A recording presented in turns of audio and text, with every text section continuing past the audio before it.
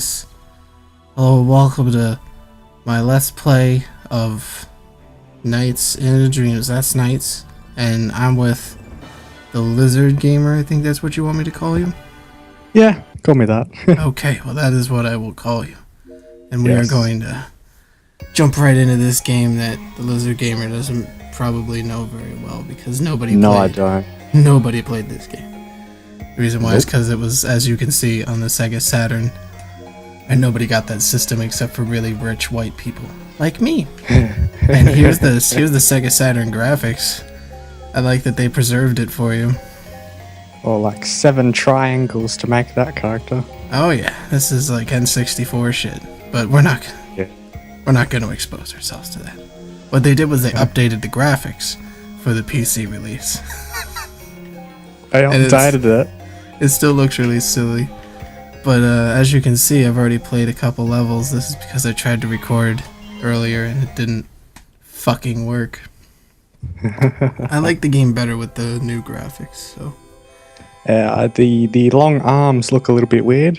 Well, that's just the characters. So you start out with like all the things you're supposed to collect, and then you get ambushed and they all go away, and then Knights appears. This probably is very confusing for people who don't know what the hell's going on, and this was very confusing for me when I was little and I first got this game on the Sega Saturn that my dad owned, because he was a rich white guy that didn't know any better. Figured, oh, it's a video game system. Son likes video games, I'll just get that. It has some pretty good games on it. I wish that Bug came out for the for PC. I played the shit out of that game. That game was like a horrible platformer on steroids. I don't even know how to accurately describe it, but basically the point of this game is to get lots and lots of points. And the way how you do that is to collect those little blue ball things, and then you go in circles and collect more, and you get these little links that you may or may not be able to see at the bottom of the screen. And the higher that number is, the higher the multiplier on your points. And the grading system in this game that you may have noticed when I was selecting the stages, it had like a little letter.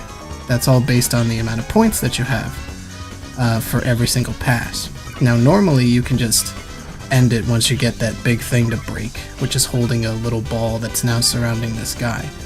If I were to try to explain the lore, you'd think I was fucking nuts, but I didn't write it, I'm just explaining.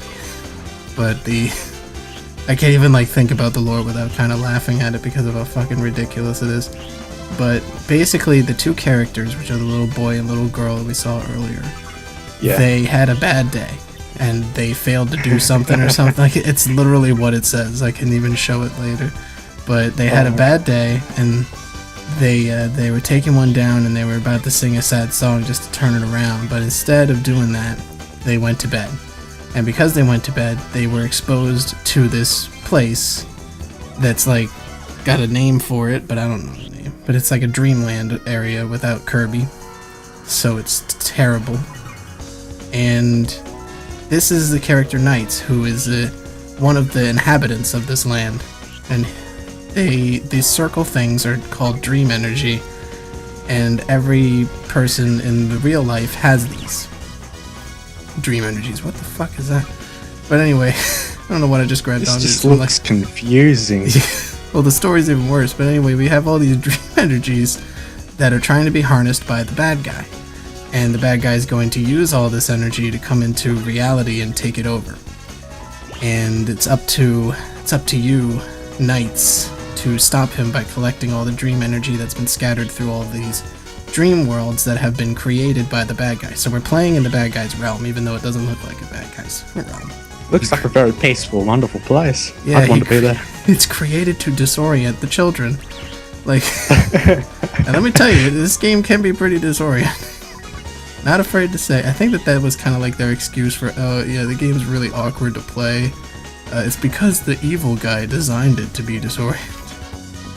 And all the dream energies are like different, I don't know how to call them. It's kind of like the Triforce, where they all have like different characteristics of personality. Where you have like, you know, courage and bullshit. Oh shit, now I gotta do the glitchy thing where you go up on the roof and there's a bunch of fucking things that happen. And what? it's a glitchy thing where when they made the game, since it was made by Sonic Team, they don't know how to, program. Oh, Sonic Team. Yeah, that just explains it.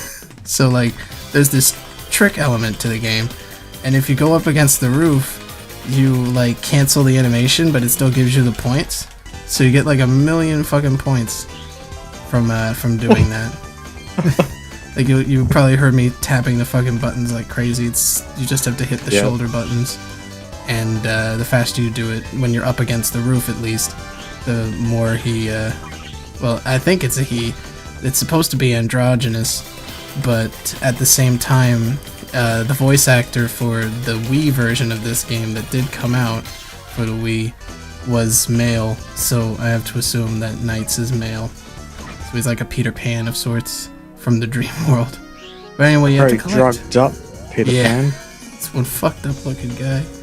And you have to be kind of drugged up to, like, do aerial tricks like this, and they supposedly all have names, but all it kind of looks like is I'm just kind of like freaking out and playing Armageddon really poorly. But like, you have to collect all the Dream World stuff to keep it from the bad guy, and he has these creatures that he's created, like any other mad scientist, because now he's a mad scientist that creates creatures, or he's a god of some. What the hell is that? I don't know, but I just picked it up. And these creatures are called Nightmarin, which are, of course, nightmare creatures, not to be confused with the N64 game of the same name. They're actually like creatures from nightmares, and they're made to like stop knights, because the nightmare people are bad, and bad people do that to court jesters that can fly. I don't really... It's really hard to explain this game. Yeah, it looks like it. Just by having a good look at it, it is confusing. It would be hard to explain to anyone. Yeah, and basically you gotta go through the loops and get the highest score, because all of the points that you get are all like helping the world are helping the world that you're trying to save. So the more points you get, the better, and that's why they want you to do the highest score time. And it's a one-button game with 2 buttons that count as that one button. So, like, just the core elements of the gameplay are confusing, because the whole design of it doesn't make any goddamn sense. Good thing I haven't reviewed this game then, because then I wouldn't have any idea how to actually explain it. Yeah, because it's literally one of the most confusing games ever released, and it was on one of, like, the worst fucking consoles to have it, because it couldn't handle it. Like, you'll see how fast I'm going and stuff, and, like, my PC can catch up, but Sega Saturn, no. Sega Saturn, no like. So it's half like gotta go fast. What the hell? I've never gone underneath that bridge before. Like, there's lots of things that you can do on accident to like access different ways through the level. As you can see, I'm just like, I don't even give a shit anymore. I gotta get to the end. I only have 5 seconds. I don't think I'm gonna make it. Oh no! Oh. What? What? Well, it reset my score to 0, which is why I got an F, but What? You can only be knights for like I can't even play this game. But you can only be knights for a limited amount of time. That's what the time limit is. You can only I guess he gets bored and then he goes and does other things. Because you aren't really being knights, you just like ask his help, and he's like, alright, I'll help out for 120 seconds exactly. And when the time runs out, you become the kid again. And at that time, I was going towards the exit with so much forward momentum that the character just kind of flew into the exit. And and then this was one of the first games I remember that I ever played that had replays of what you just fucking did when you beat the level. Huh? Do they have like a scoring system where they just show off how well the employees did compared to how bad you went? Well, in this one, it has a high score thing, which shows like Sonic, Knuckles, and a bunch of really low scores so that you can get a nice score and feel good about yourself.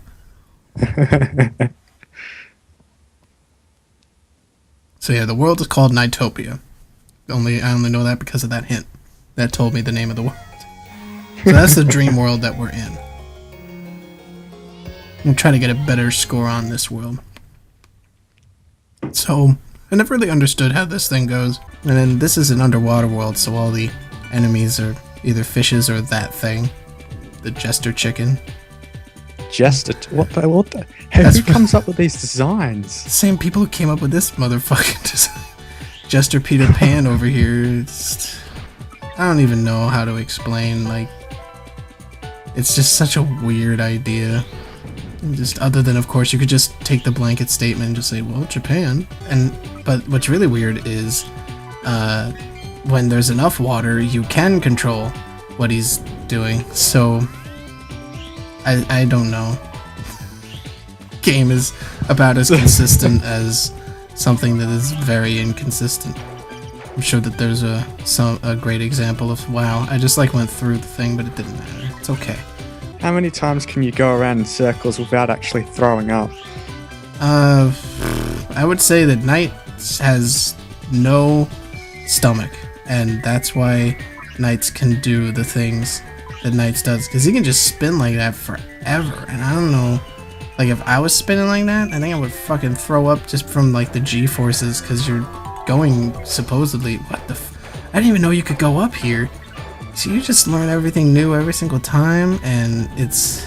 Oh, okay, great. I've already got the bonus time going. There's a thingy here that gives me more things.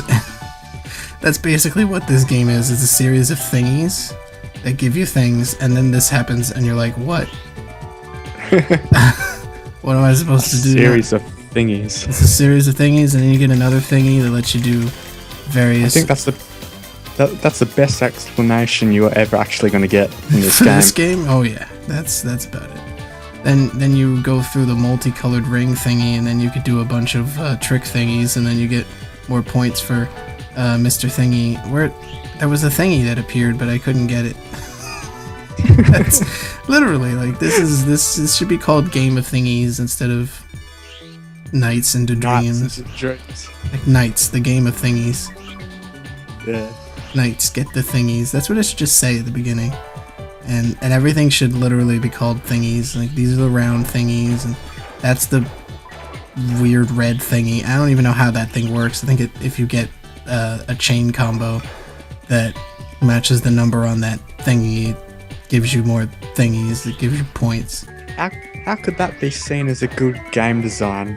How? Why it could be seen as good game design? I think it's because Sonic Team made it, and they just give up halfway through making their games if Sonic isn't in it. So they were like, no one's gonna buy this game. Sonic isn't on the cover. Let's just give up. Oh, I got a 20 link. But I mean, you could try using Sonic Team terms, but I'm sure it would sound like a really bad E3 conference. God damn it! I missed that fucking lever again. And I missed that one too. Doesn't matter. I'm running out of time. I gotta get into the blue. Oh, the whole idea is, and how stupid you sound when you try to explain it in human terms. But I mean, you could try using Sonic Team terms, but I'm sure it would sound like a really bad E3 conference. God damn it, I missed that fucking lever again. And I missed that one too. Doesn't matter, I'm running out of time. I gotta get into the blue thingy to drop off my thingy. Not bad. Now for the enemy. So what's this? This is a fat lady. You gotta grab her and throw her. And she's like a big old bouncy ball of fun. And you gotta knock her through the various destructible things that they don't tell you what's destructible. I guess you're just supposed to be able to look at it and do it. And it's really hard to do because the engine that this game is in is... The camera was programmed by the people who did Resident Evil cameras. And Resident Evil isn't exactly known for its extremely user-friendly camera angles, but this is the end of the boss fight. That's it. That's all you gotta do. Just throw her behind that painting and she dies. Did she even put up a fight? All I saw was you just throwing her around. I literally... She's a creature from nightmares, and basically my character was like, you don't... I'm gonna kill you. And she was like, there's nothing I can do about it. I don't have arms. And then you kill her by squishing her behind a painting. And that's the first 2 levels of Knights. What they say about first impressions. I hope it's left a good impression on everyone. And they have a boss fight mode, so when you beat the Nightmare boss, if you're like, man, I sucked that time, you can just press the X button and head right back in. Or you can press the B button and go back here, and then there's an autosave function. I was looking for like a save function somewhere in this game. It doesn't exist. It's all autosave. And that's it. That's the episode. I can't take much more of this game. I hope. Oh, now that I think about it, I should go to help and how to play, and this is the lore of the game, Nightopia in Peril. Hopefully this will explain it a little bit better in terms that only Sonic Team could make up. At the end of a bad day, Elliot and Clarice return home, thinking of themselves as failures, not realizing that the real challenge is about to begin. In the world of Nightopia, where our dreams are played out, an evil being is gaining tremendous power. He is Wise Man, the Wicked, and through his creations, the Nightmare, he captures precious dream energy from humans. If he is not stopped, he will rise from our subconscious and enter our world. No power on Earth will be able to stop him. As Wiseman's Nightmare starts fulfilling his horrible plan, a Nightopian escapes from the dream world and begs the sleeping Elliot and Clarice to save the world from the evil being. Just a few moments ago, they felt like total failures, but now the world needs their help. Elliot and Clarice feel for the first time in their lives a courage growing within them. They accept the Nightopian's desperate request. The creature explains to them that they need to recover 4 types of dream energy from Wiseman's idiot capture, a group of large machine-like beings. Those are those big blue things with the thing in the middle of them. The 4 energies are white, representing purity, green representing wisdom, yellow representing hope, and blue representing intelligence. Wiseman will attempt to steal Elliot's and Clarice's dream energy, like in the beginning of the levels where the thingies come out of nowhere and they steal everything, and they try to confuse them by placing them in strange dream worlds, which are all the levels. The worlds are places developed from the depths of their minds. The 5th and rarest of the dream energies, bravery, which is red, which is why we have that little red thing around us, because it's the only type of energy Wiseman and his henchmen can't steal. And it's said that it's the only one not yet under Wiseman's control in Knights. Oh, wait. It is said that the one, so then the only thing it was talking about, so this guy isn't a Nightopian, he's a type of energy. So it said that the only one not yet under Wiseman's control is Knights. Unless he's like a henchman. I'm not even sure what Knights is anymore. I used to think he was a Nightopian, but now that I'm reading this, I'm not sure. And he appears as an aerial acrobat and is attracted to the red dream energy. So that's why he shows up, because he's like, oh, you got that red dream energy. And then the Nightopian believes that Elliot and Clarice possess this rare energy. Luckily, he was right, going off a fucking blind guess after coming out of his world into the real world to find a couple of fucking failure children. He's like, well, I think you might have it. I hope it works. Otherwise, everybody's gonna die. And he says, oh, Knights will help you. And then the guy that found them is like, you know, sooner or later Wiseman's gonna send the most powerful of his Nightmare, his henchmen, after Clarice and Elliot. The 2 children will need the help of Knights in every step of the way to thwart Wiseman's plans if they are to restore peace in Nightopia. Now that obviously explained everything, so nothing else needs to be said. Everybody have a great day, go to bed. Do you have any last words for everyone else about the game at all? I'd probably say don't play it. It's pretty cheap on Steam. But I mean, this is like a selling point for the Sega Saturn right here. Now, before we go, one more tidbit, because I played this game a lot, so I know a lot about it. This presents thing, the bonus content area, is actually based off of a promotional release of Knights called Christmas Knights, which I'm sure is one of these these question mark things. I'm sure it has some kind of effect on the game, or maybe it's in one of these, it'll show me the level. It's one of the unlockable levels. God, this looks so shitty. Thanks, Sega Saturn. And it's on like a little screen, so even though I have it in 720p, the actual aspect ratio of the game is probably like 280 or something. Really horrible. God. But there's a Christmas Nights release that was made for Christmas to promote the game and promote the Sega Saturn. And it had these presents. Then there were way more in Christmas Nights, but it was a bunch of bonus content that were like pictures like these. And it was literally like pictures like this. You click at, oh look, a headshot of one of the characters, isn't that cute? And it's a bunch of things from cinematics that you don't get to see in this. I have not seen any of the cinematics in this game at all because I have no idea. There's a movie theater, and then this is where all the cinematics are. The rest of them are locked. I was supposedly unlocked these cinematics, but they didn't play them when I selected the levels, and I didn't skip anything. And then this is the opening, and I'm not even sure what this is. This is probably like a fucking E3 style trailer to promote the game. You can put the thing in full screen. And then there's a sound test. I think that you unlock all the sounds at once. Yeah, you unlock all the sounds at once. Good God. This game.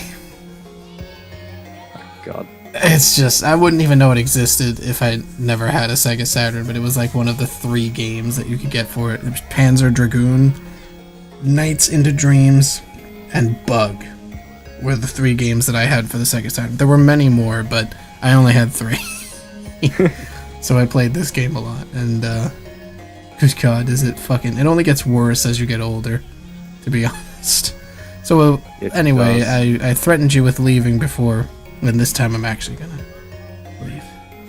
Buy the game if you dare. Try to play along with me if you want to try, but I don't recommend it because the game is ridiculous. But if you insist on it, I recommend bringing a friend along because it's a lot easier to handle with someone else, so you don't have to like try to prove it to people later. No one's gonna believe this game. Like, could you imagine trying to explain what I just did to somebody without any vision? No. No, I couldn't. Oh, Look, man. I found some games hard to like explain, but this, no, I cannot explain this. Like, how can you go on like a call and be like, I was just playing this game called Nights? Oh, really? What's it about? I have no idea. There's a story in the menu. I don't know. Oh, I gotta really end this. This is terrible. This has been going on because there's so much you can do to make fun of this game.